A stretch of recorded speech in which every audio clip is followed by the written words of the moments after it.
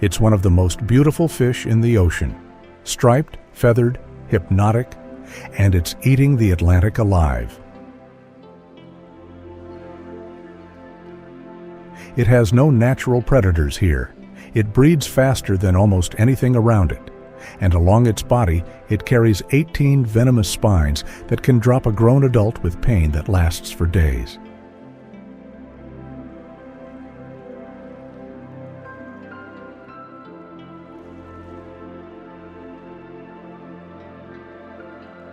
There is only one weapon that actually works against it. Not poison, not nets. A spear, a sharp knife, and a hungry human being.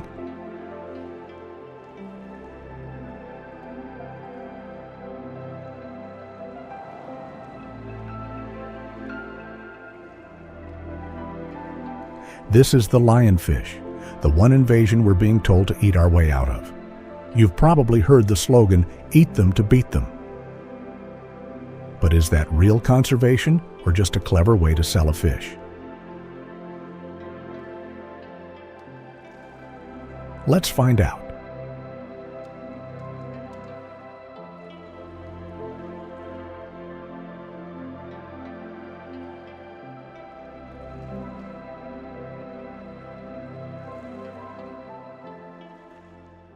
To understand why anyone would put this fish on a dinner plate, you first have to understand what it's doing to the ocean.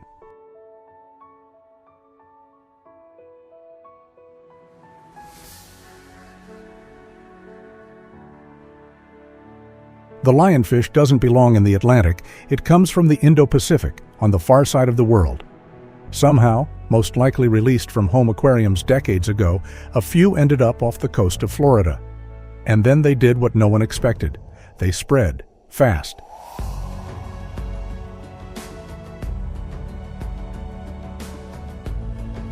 There are actually two of them, two nearly identical species, side by side, and together they pulled off one of the fastest marine takeovers ever recorded. In just a few decades, a handful of escaped pets became tens of millions of fish, from the Carolinas down through the Caribbean and across the Gulf. And on this side of the world, almost nothing eats it. Back home in the Pacific, parasites, diseases, and predators keep lionfish in check. Here, they arrived with none of that baggage. A clean slate, a perfect storm.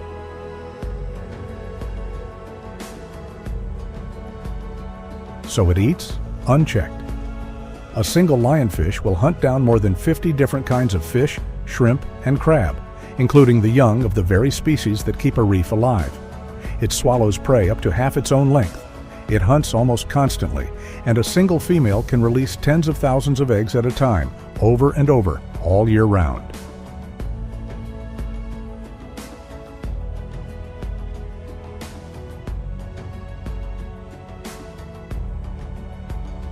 On reef after reef, scientists have watched native fish crash where the lionfish moves in. It is one of the most destructive marine invasions ever recorded. And it doesn't even stay in the shallows. Lionfish have been found hundreds of feet down, far below where any diver ever goes, which, as we'll see, becomes the whole problem.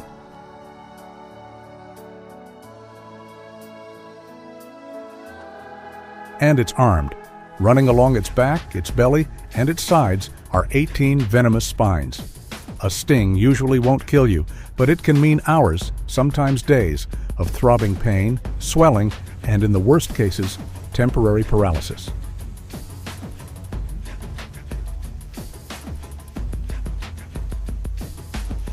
A beautiful fish, a perfect predator, and almost impossible to stop, unless someone goes down there and takes it, one at a time.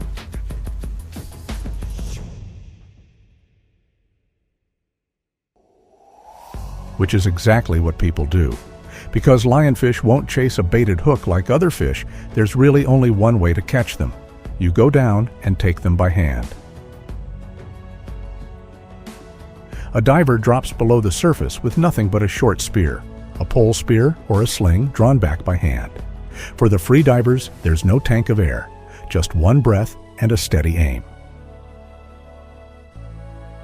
The body is on a clock from the second the lungs empty, 30 feet down, 40, 50, heart rate dropping, vision narrowing, every movement burning the last of the air. And down there, the hunter is surrounded by the very thing that can hurt them, a fish whose lightest touch delivers venom. Lionfish aren't fast. They hover, almost arrogant, certain that nothing on this reef would dare touch them. That confidence is exactly what lets a diver get close, and it's their undoing. The spear punches through, and now comes the first careful moment. The fish is still on the tip, spines flared, fully loaded with venom. The diver eases it into a sealed container, a tube built so those spines can't reach skin, that swallows the fish whole and locks the danger inside, so a full dive's catch can ride home without a single sting. In some places, this has become a sport, an industry, and a mission all at once. Across Florida and the Caribbean, lionfish derbies turn the hunt into a competition. At one Florida tournament alone, divers have brought in nearly 25,000 lionfish in a single weekend. State challenges have logged well over 190,000 removed.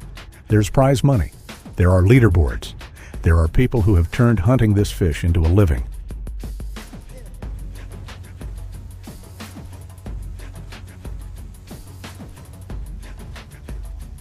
But here's the problem with a fish that breeds all year, in water far deeper than any diver can reach. You can take thousands. There are always more.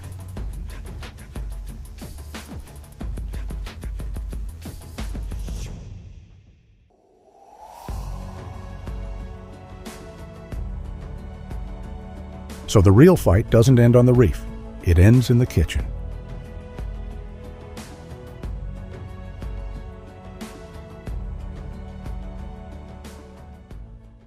Because catching a lionfish is only half the danger. Handling one is the other half. Here's the thing most people get wrong. The lionfish isn't poisonous. It's venomous. And that one word changes everything. Poison hurts you when you eat it. Venom hurts you when it's injected. And the lionfish's venom lives only in those 18 spines, never in the meat, which means the flesh is completely safe to eat. The whole risk is just in getting to it.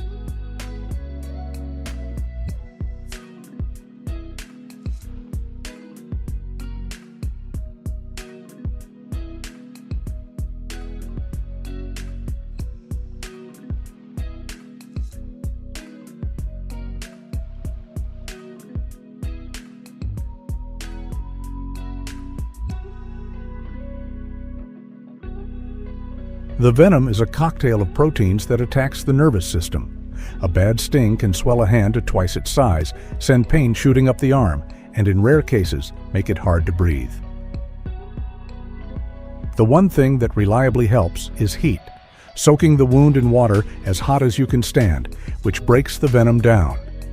Almost every veteran lionfish diver has a story. The one that got them, the thumb, the long night that followed. And it's a stubborn danger. Those spines stay loaded long after the fish is dead.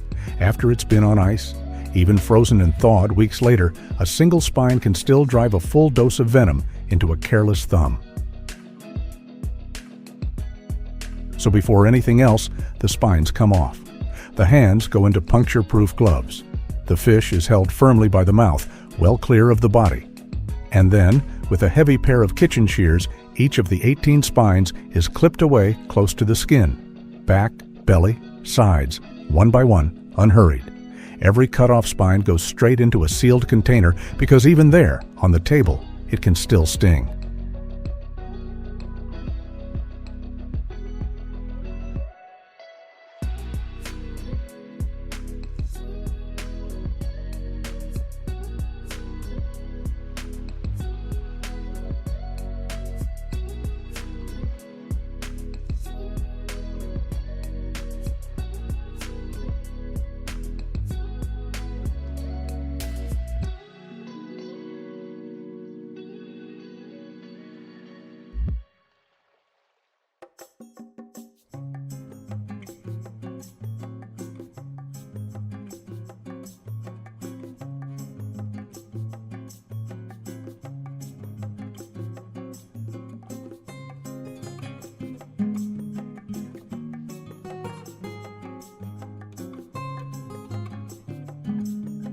It looks almost surgical.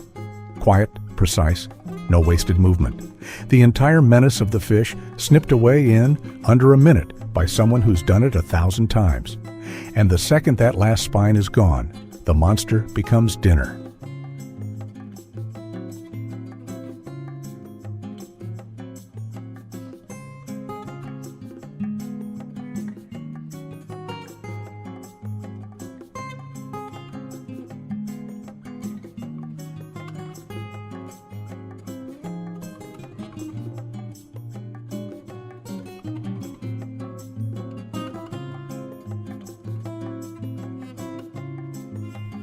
From here, it's just a fish.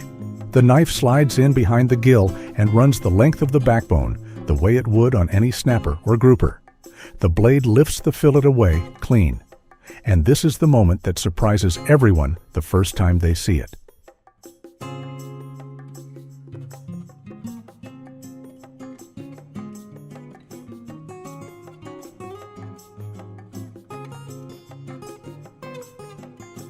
Because under all of that drama, the spines, the venom, the warnings, is some of the best white meat in the sea. Bright, clean, almost see-through. Buttery, flaky, and mild, without a trace of the strong, fishy taste people brace for.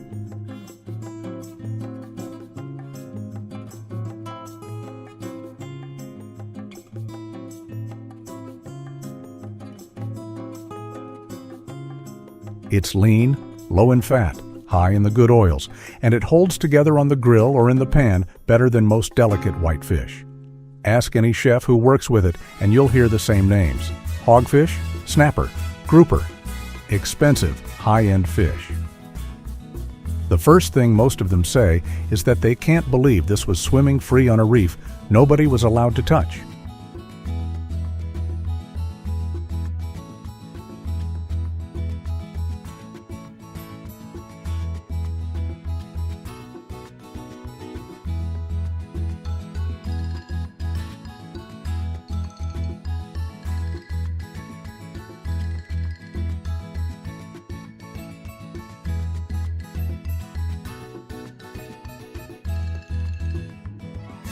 The lionfish, the great villain of the reef, tastes like a delicacy. 2 clean fillets lifted from a fish almost nobody wanted to come near. And now comes the part that turns this whole story on its head.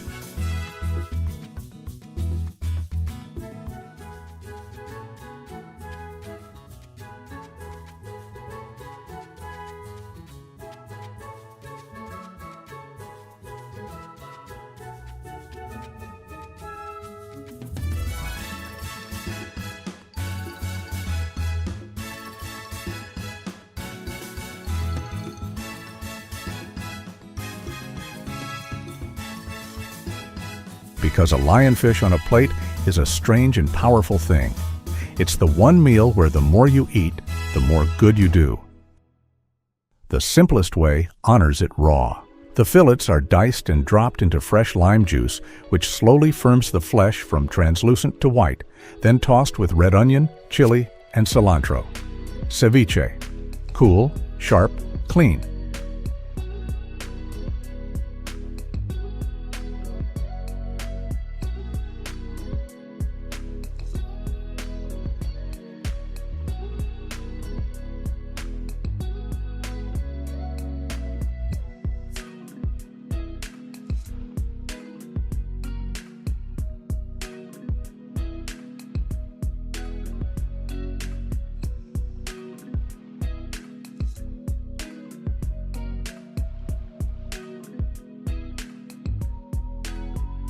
Or it meets heat. A few minutes in a hot pan with butter and lime, the edges turning gold. Or dredged and dropped into oil until it crackles into a crisp golden taco. The fish cooks in minutes. It's that delicate. Some restaurants go further and serve it whole, scored, fried, fins fanned out across the plate, the very spines that made it dangerous turned into a kind of dare. Others smoke it, dry it into jerky, or roll it into sushi.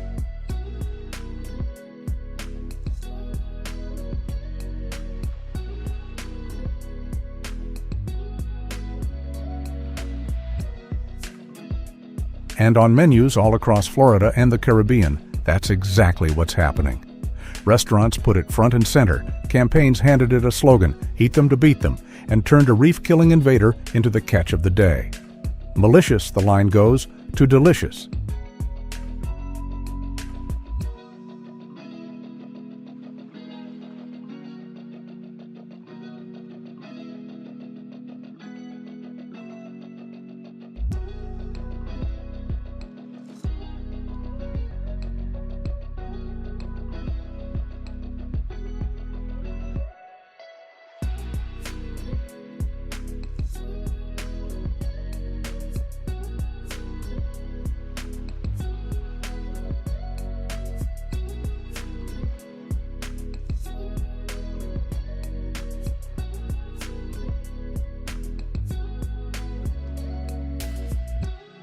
Here's the irony that tells you it's working, at least in part. Many of these restaurants now say they can't get enough of it. Demand has outrun what the divers can bring in.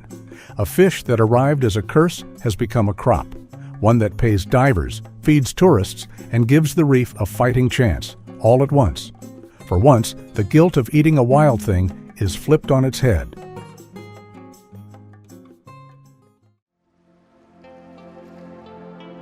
And here's where the honest answer matters, because not everyone agrees on it. For a long time, the dream was simple. Get enough people hungry enough, and we could eat the lionfish back into balance. The reality is more divided than that. The believers point to the reefs that divers work hardest. There, native fish do come back. Local lionfish numbers get knocked down and held there. Every fish speared, cleaned, and cooked is one less mouth eating the next generation of a reef. To them, this is conservation you can actually taste. The skeptics aren't convinced. They point out that lionfish breed far deeper than any diver can reach, in the dark, by the million, so fishing can never truly win.